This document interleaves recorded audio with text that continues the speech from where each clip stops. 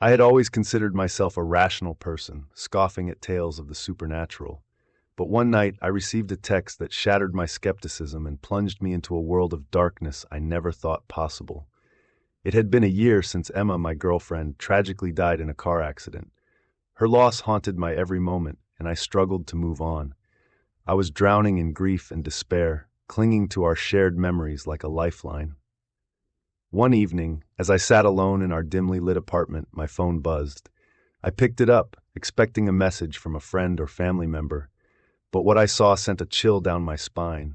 The sender was listed as unknown, and the message contained a single word, darling. My heart raced as I stared at the screen.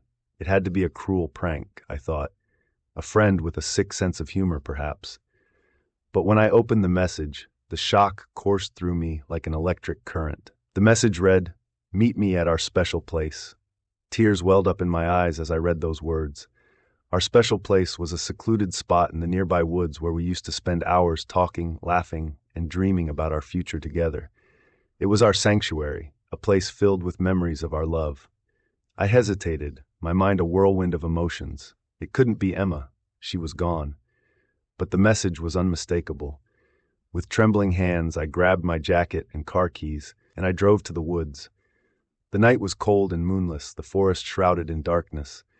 The only light came from the dim glow of my phone, guiding me to our spot. As I approached, the memories flooded back, our laughter, our whispers of love, the way she'd playfully tease me. But when I reached the clearing, there was no one there. Just the rustling of leaves in the wind and the distant hoot of an owl. My heart sank, and I felt a sense of crushing loss. Then, my phone buzzed again, another message from unknown. It read, "You left me alone."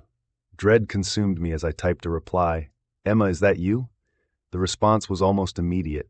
"I never left. I'm always with you." Tears streamed down my face as I stared at the screen. It couldn't be true, could it?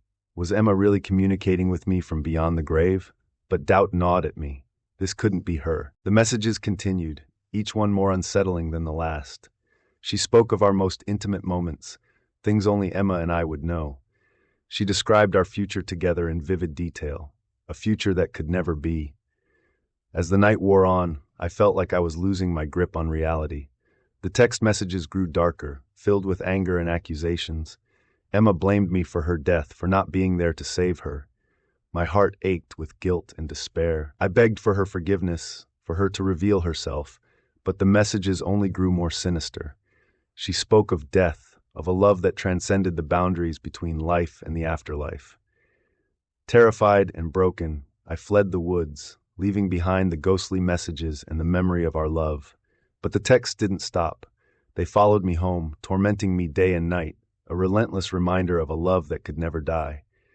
I tried to block the number, to escape the relentless onslaught of messages, but they always found a way through. Emma's presence, or whatever it was, clung to me like a malevolent shadow, driving me to the brink of madness.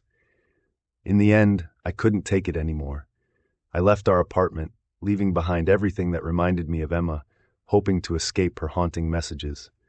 But as I write this, I can still feel her presence, her whispers in the dark, a love that refuses to let go, a love that is as twisted and eternal as death itself.